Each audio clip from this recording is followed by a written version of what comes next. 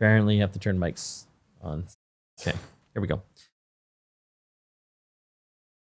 You are live with the App Show. Mike Agerbo here with fellow app nerds John Biehler and Graham Williams. We have an awesome show today. Later on, if you are a Mac owner, they've updated the operating system. It's now called macOS Catalina. They've got some new features that you'll want to hear about. If you haven't updated to it yet, we'll give you our impressions of what's good and maybe some little things they need to work on. And I've had a chance to try out the new Tesla update. And even if you don't own a Tesla, you should listen to this segment coming up because it is hilarious. They've got built-in car karaoke now. Karaoke, as they call it. We'll talk about that and how that kind of relates to distracted driving, like in a real sense. Let's talk about some of the app news right now, guys. Microsoft had some big announcements of gear that they have coming out. Not necessarily this year, but next year. Some interesting form factors. They showed one of their Surface tablets that actually has dual screens. There's two of them, and they're connected. And so you can use it as like one giant tablet. You can use it as a book. You can also get I guess a little attachable physical magnetic keyboard for it as well. It's called the Surface Neo, from what I can remember. And it looks really kind of cool. It does. And I like the fact that they skipped the gimmick of being a foldable screen and all that stuff. Yeah. And just had two actual screens. Mm-hmm. You don't really need to get in that corner. No. But the way that they, like all the different ways you could use it, I found interesting. So it has the option of getting this little physical keyboard. It magnetically attaches to one of the screens to become the keyboard, but you still have real estate, and you can actually decide where you want that extra real estate, whether you want to move the keyboard to the top of that screen and the bottom part becomes your trackpad, or you can move it to the bottom, and then they have what's called the Wonder Bar. And so it's obviously still screen there, but it has, maybe some of your favorite widgets and little apps. So this is not the first dual screen portable in Microsoft's history. No. Right? In 2008, they had something called the Courier, which was this beautiful booklet PC concept that they had rolled out. And it died on the vine in 2010. And rumor had it died because it was running Linux. Right, they wanted it to run some flavor of Windows. So this is sort of an old idea made new again. It sounds like the technology is actually ready for prime time now. I think a lot of us were looking at it back in 2008 going, maybe just a touch ahead of your time. And literally almost, with the beat, as they canceled Courier, iPad came out and changed tablet PCs forever. So this is kind of an interesting place for Microsoft, kind of looking at it and going, how do we get back into this market? The Surface line's been very successful. They've done well, and they're beautiful. Mm-hmm. It's a tablet/laptop with the keyboard, the attachable magnetic keyboard, and it's so slim, and you can get all sorts of different configurations from like a basic model up to like a very powerful model. Yeah. But I love it because you still have the ability to run Windows on it and a mouse as well, and that's one of the things I find missing from iPads and iPad Pros. Just you don't have the mouse. Or a trackpad. Or a trackpad. Yeah. And I think that's almost, again, by design, right? The Surface line really is the extension of the Office Windows-driven mentality. This is very much a work-focused machine. There are people that do creative work on it, but when you take a look at how Apple has embraced the creative side versus kind of shoehorning some of those working features into it, where now iPadOS is starting to really get into that space, whereas Microsoft kind of looked at it and went, we're never going to be able to take Apple down from that direction. So let's make a great Office machine. Let's make a great Windows machine. And you see that. You see the folks who use Surface computers, they tend to be very business-oriented folks for the most part. They also tend to really love that platform too. Yes. Oh, they love it. Yeah. Rapidly. So I'm going to ask a question here. The latest iPad has just come out. And one of the features I found most intriguing is that it's now got the smart connector. So you can buy the optional magnetically attached keyboard, which basically turns it into a laptop. And so if you look at the power inside this iPad, I think it's under $500. I mean, getting that keyboard, it turns it into a very functional laptop. And I guess in my opinion, they're going hard after the under $500 laptop market, the Windows market. They really are. And when you think about the under $500 Windows PC, Windows portable market, it's not a great experience. And it hasn't been a great experience for many years, right? Chromebooks kind of live in that space, and Chromebooks kind of If you're looking for a cheap computer that isn't a Mac, the Chromebook kind of lives in that space and it's good. The iPad, though, at this point, you get software updates for longer. You know that it's going to run fairly fast for longer. You don't have to worry about It's super viruses. fast compared to like some of these cheap Windows laptops. And again, no mouse, no trackpad, but you don't really need it. I think you do though. I'm willing to put a bet down right now. Within the next 4 years, I'm gonna give myself a little bit of time. I bet one of the next iterations of the iPad and iPad OS will include support for a mouse. You'd win that bet because it's actually here today. It is, but not really. It's an accessibility feature. It is, yeah. But I'm saying it'll go they will make a mainstream feature out of this. So, They'll make a proper smart keyboard with a trackpad-y type of connection. and the ability to have like a physical mouse. This kind of goes back to something that we talked about in one of our previous shows, though, which is, do we actually need a mouse anymore when we have things like air gesture and gesture control?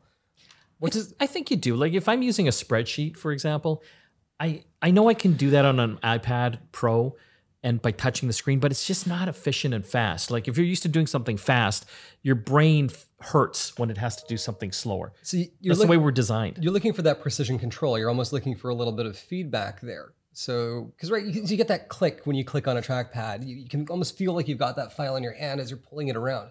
So is that really it? If it's not gestures, does it have to be something that's got haptics built in so that you can feel like you're grabbing files or touching files or being able to manipulate things physically? But I also think I want to be able to use my mind to move things around, but I don't think that's going to happen anytime soon. Well, and I also don't have to be doing this with my hand all day either. No, I want to be 'cause able to that's rest it tiring. on a desk or something. I'm lazy.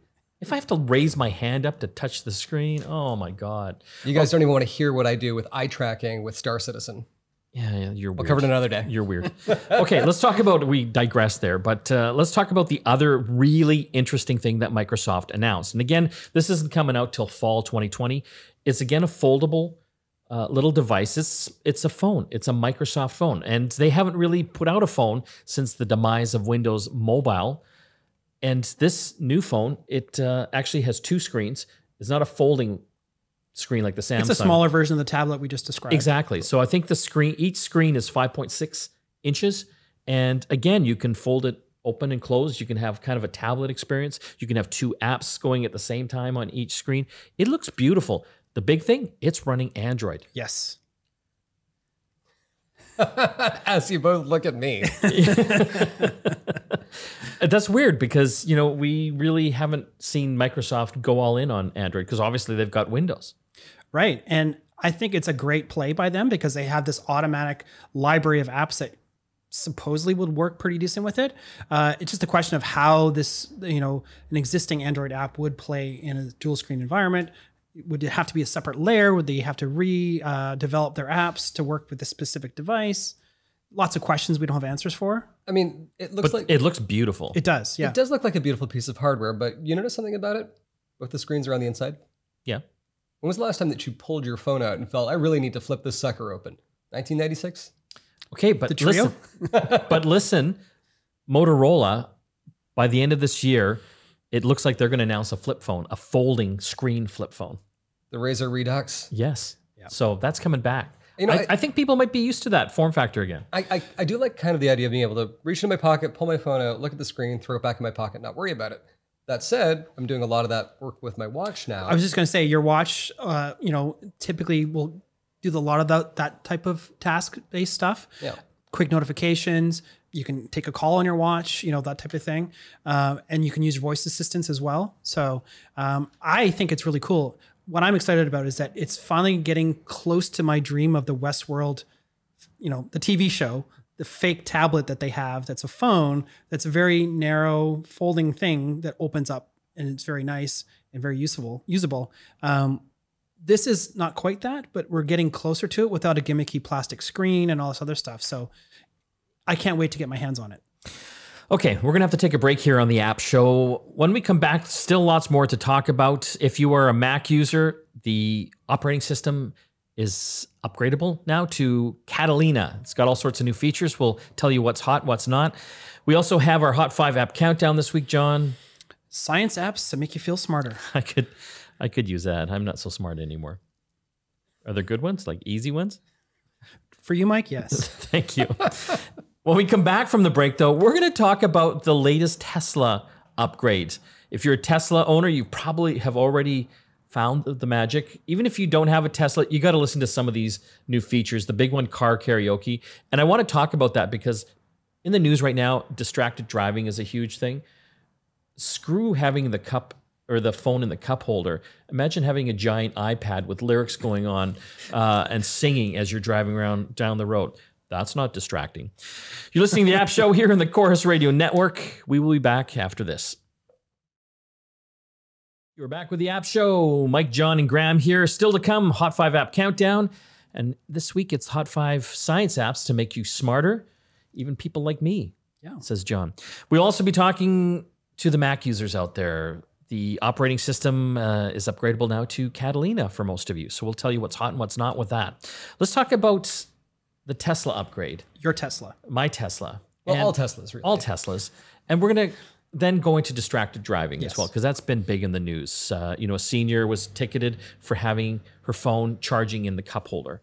That ticket was, I guess, canceled after a big outcry, but it's still kind of a confusing thing out there.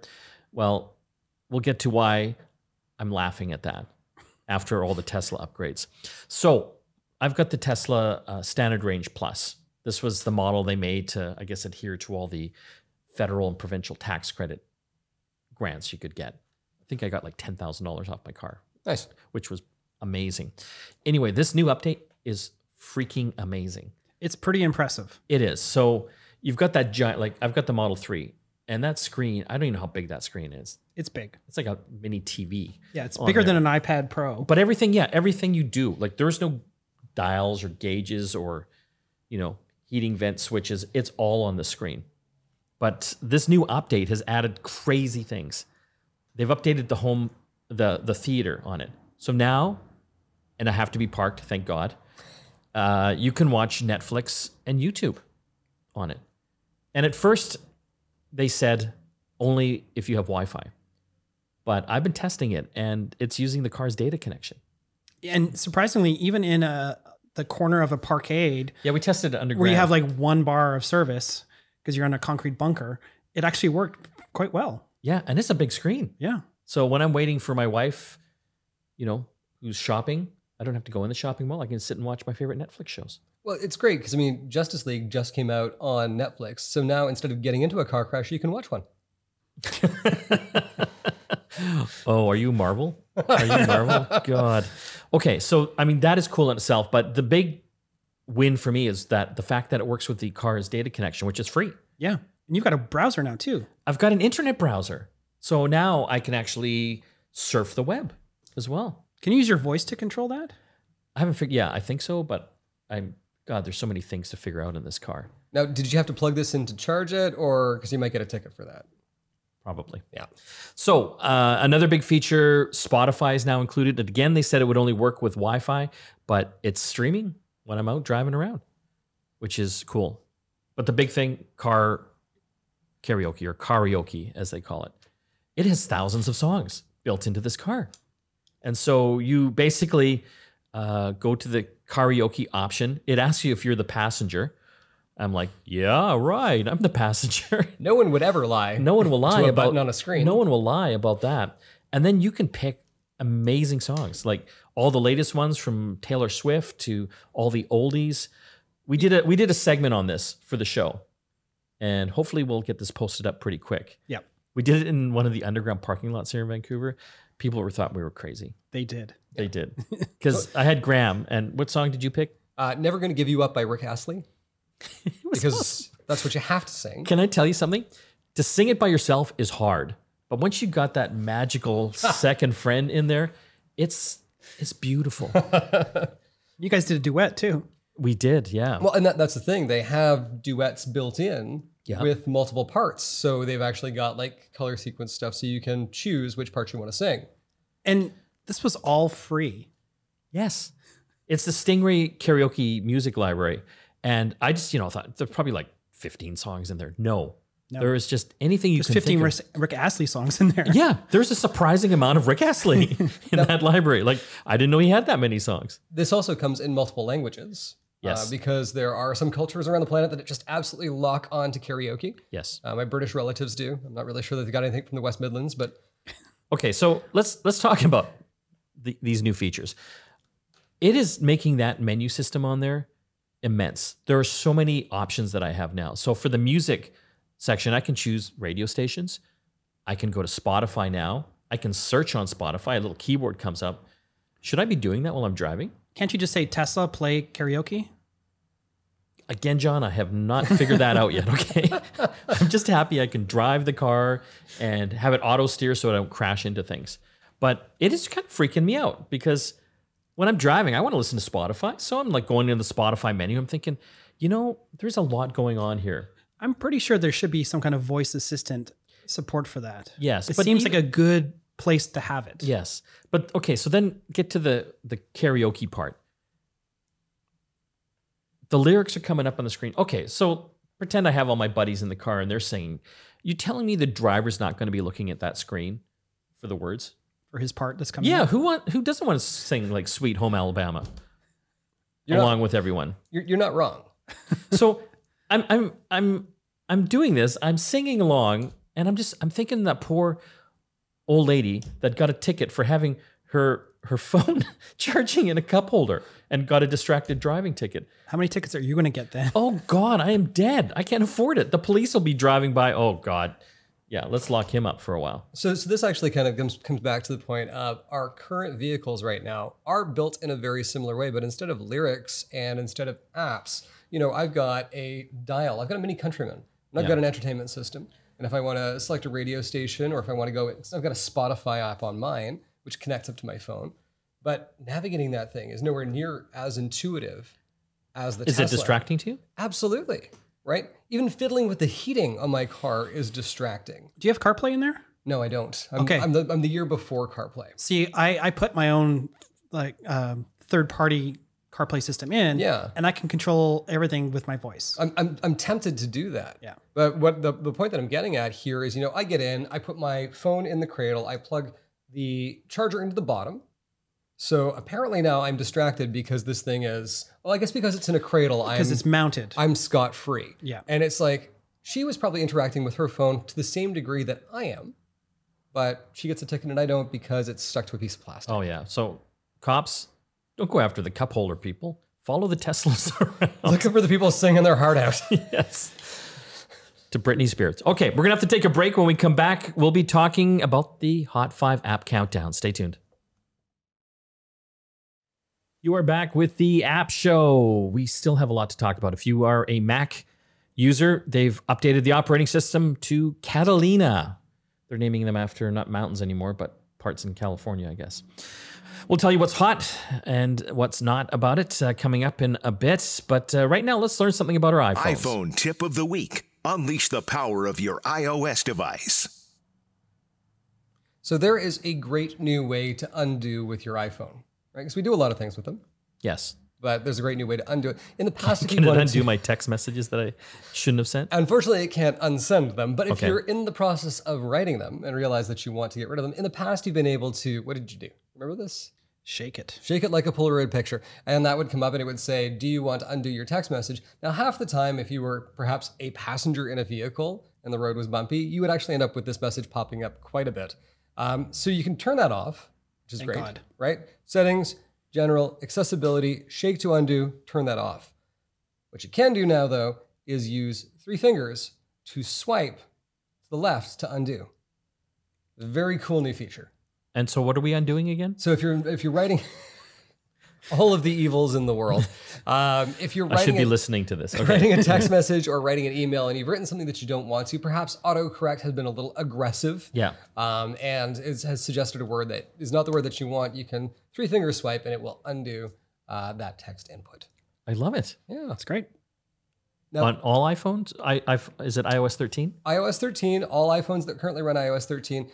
Here's the thing. If you accidentally undo, you can redo by swiping. Oh, wait. Swipe right? Swipe right. You got it. I'm a genius. Okay, let's see what's hot in science apps. The weekly app Hot 5. This week, the Hot 5 app countdown is Hot 5 sciencey apps to make you smarter. Even me. Number 5, I'm going to start it off, guys. This one's available for Android. It's free. It's called MyShake. This is kind of interesting. With MyShake, your phone becomes a portable seismograph, collecting valuable tremor information while your phone is idle. Using your phone's motion sensors, the app can record shaking intensity, and users can even report earthquakes and view reports from other users. All of this data is used by the UC Berkeley I can't even say it. Seismology Laboratory. It's been a long morning here. That's kind of cool. But what if you like have that going on your car? They're going to think there's something happening in Vancouver. Karaoke's at it again. Mike's singing some bad Sweet Home Alabama.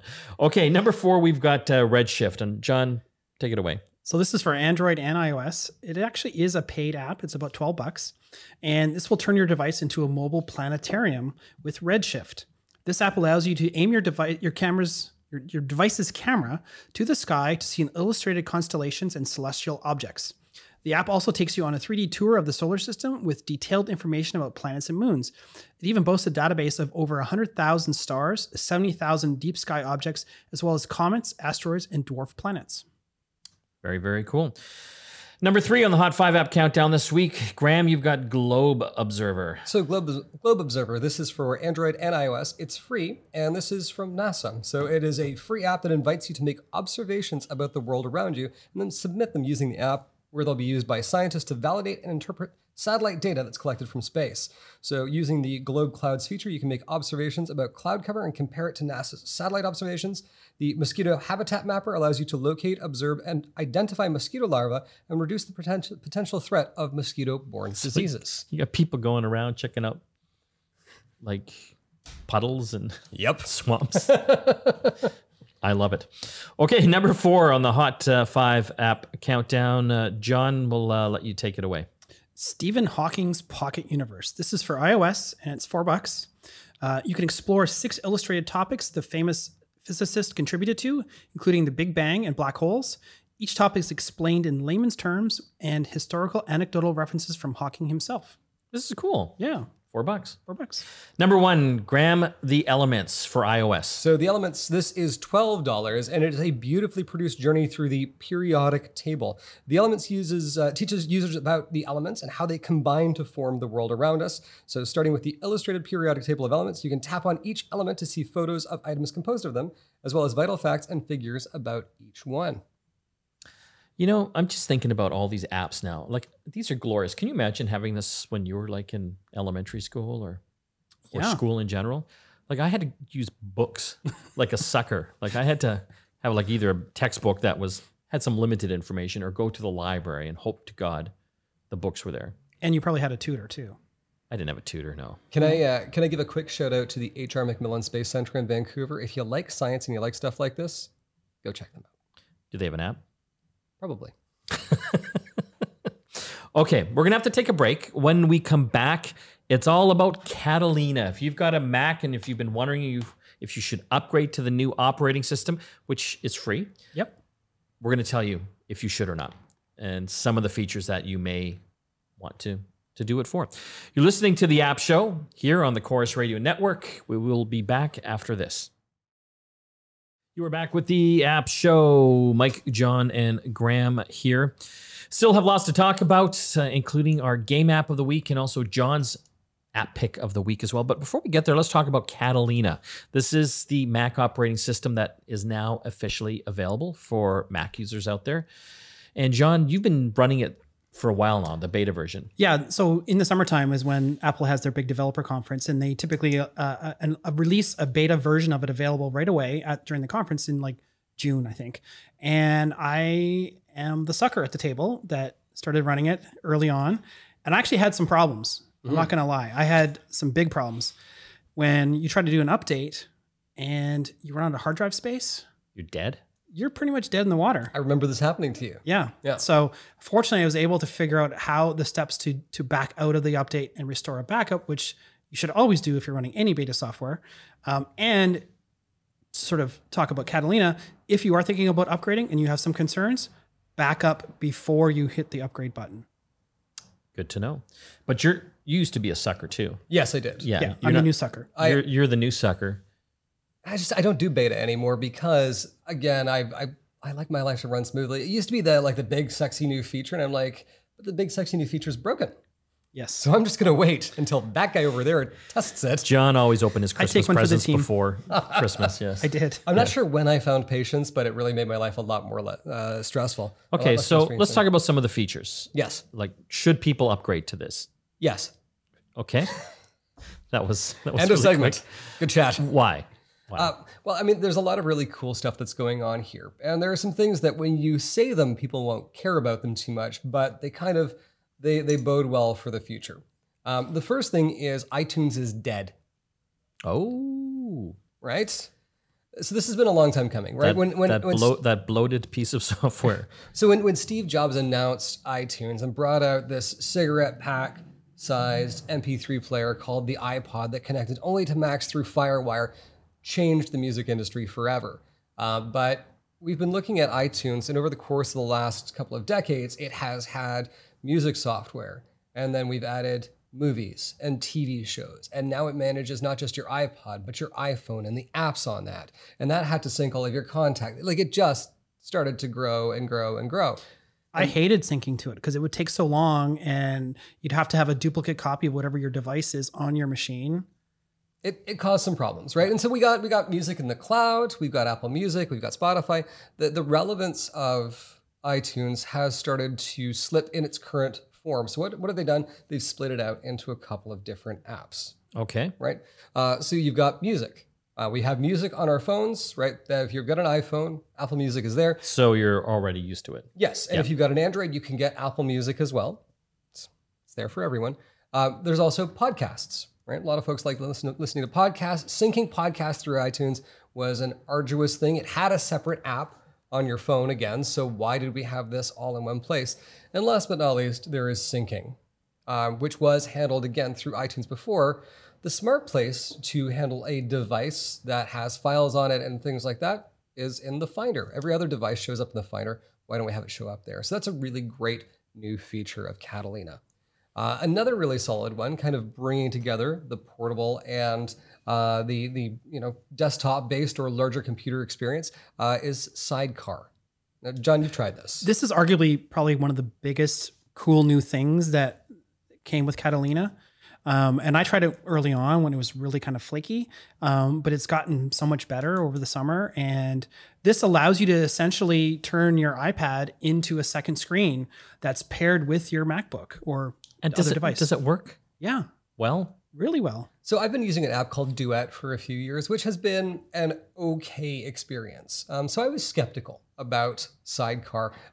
They've actually delivered on this. How old can the iPad be? I think it's got to be a generation 4, I think, or better. Yeah. Yeah. Okay. So I have an iPad Mini 4. yes. And it's the last one that it supports. I think that's the A8 processor. Yeah, or I can't faster. remember that. Yeah. Which, I mean, still, that's going back a couple of years now, right? These are older pieces of hardware and they work. My iMac is from 2012 and I bought a top of the line, fully loaded iMac, 32 gigs of RAM, 2 gig video card. It supports Metal, which is the way that Apple talks to that bare hardware to get the most processing power out of it. And so it is now the very last Mac that supports this, which means it's probably time for me to sell that. See me on Craigslist, send me a note. But so Sidecar is great. Again, bringing portable or I guess the iOS and the macOS experience together. Notes is improved. Reminders is a big one. And so this was a bit of an issue as people upgraded to iOS 13. I saw a bunch of these things on my Facebook feed. When you upgraded to iOS 13 and you opened Reminders, it said, hey, we've upgraded Reminders. If you haven't upgraded to macOS Catalina yet, which is coming later this month, so you probably haven't done it, don't upgrade your Reminders just yet because the database is incompatible. And of course, I had 4 or 5 people screaming from the high heavens that Apple had broken this thing. And I'm like, did you miss the full screen warning? Now, though, that we've got Catalina, I've done the upgrade, and I've got to say I am thrilled with Reminders. I've been using different to-do apps since like Clear and To-Do launched on iOS, and they were good. I mean, OneNote is decent. The new Reminders and the new Notes, wow. Like they've really nailed it this time. It's a great version of this piece of software. Any other features that you like, John? Dark mode. Yeah. Kind of like on iOS 13. Yeah. I mean, I like having everything dark. We have Google Docs, for example, in a Chrome browser. It's bright white. Yes. It's nice to be able, especially if you're, late at night on the couch with your laptop, having the ability to control the brightness of and how much light you're putting out. I just find it a more appealing way to doing it. My terminal is also black with yellow text or green text too, old school homebrew theme. But that's just me. But the nice thing is that you can turn it on and off too. So Well, and now one of the new features for Catalina is that it will shift automatically with dawn and dusk, or you can set it for specific times, which is really helpful. One last really cool feature, Yes. approve with Apple Watch. Now, I've been using Unlock my Mac with my Apple Watch for a very long time. So instead of a password, you can use your Apple Watch. It knows that you're near and it unlocks. Don't have to touch it, right? Just tap the keyboard. It sees my Apple Watch is on my wrist. It unlocks the computer. And you have to be within a very short range. It's not like you can be across the room and someone can unlock your computer on you. I forgot about that feature. I have a MacBook right now I'm using, and I have an Apple Watch, and I'm still typing in my password like a sucker. We'll get you there. The cool thing is now they've made it so that you can approve for different password events on your computer. So for example, we were talking about notes, you can lock notes. And I tend to use pretty complex passwords for these things. Instead of having to go and retrieve that or find it or remember it, I can now unlock with Apple Watch, which is great. Very cool. Any reasons why people shouldn't?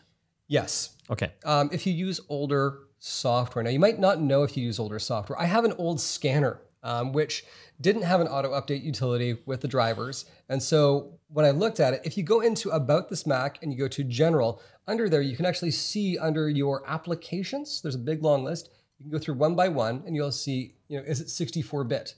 If it says no, that application is not going to work on Catalina. It will not run. There is no Rosetta. There is nothing here that will make that thing run.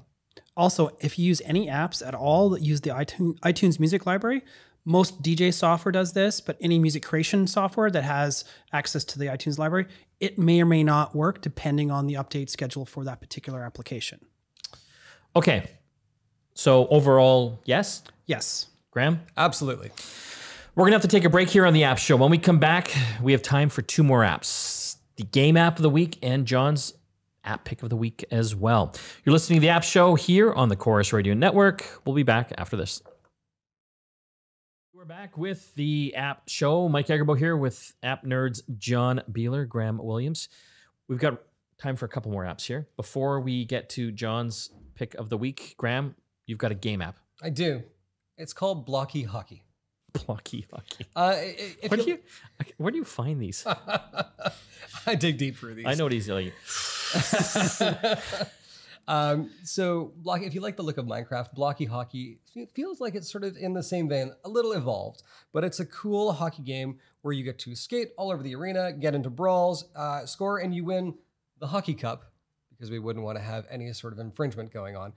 It is a fun game, though. There are some cool in-app purchases where you can purchase different skins for your characters, but this is a really fun, neat little game. It's all about swiping and getting those goals. Very simple. It's not a deep hockey game. This is not NHL. It's pretty good, though. If you like Minecraft, you like hockey, you'll like Blocky Hockey. Blocky Hockey. And how much is it? It is actually free, and the in-app purchases run anywhere from $1.29 up. Very cool. Okay, it's that time. Weekly, we have John give us his app pick of the week. What do you got? So this week I have a free app for Android and iOS. It's called Magnus. Magnus. It's like Shazam for art. Ooh. Yeah, so this is really cool. You just take a photo of any work of art, and you can, like, if you're at someone's house, you're at a gallery, you're at a museum, take a picture. This app will use image recognition technology, and it boasts a database of over 10 million images. 10 million? Yeah. And wow. so it'll quickly show you what it thinks it is. And you can actually help make the database better if it's wrong. But I actually tried it on a few different pieces of art that I found. And I was just taking pictures off a MacBook screen. And it got it, I think, 95% of the time. It nailed it. Really? Yeah. And it was very impressive. It's very quick, too. The other cool thing it does is it will actually, if you're in some of the bigger cities like New York, London, Paris, that have, you know, big museums and galleries and stuff like that, it'll actually show you on a map what's nearby. So if you actually want to go visit the Picasso at a certain gallery, it'll tell you where the nearest one is. Very cool. And again, called Magnus. Magnus. Shazam for art. Yes. Because Shazart was weird. Sounds too close to something else. I can't quite remember, but Yeah. Shazart. Okay, that's all the time we have left for the app show. Don't forget to check out our podcast of it. You can go to getconnectedmedia.com. We've got links to the podcast up there for that, and of course, Get Connected as well. And we've got all kinds of videos of the latest and greatest in technology. This is Mike, John, and Graham signing off for the app show. See you again next time.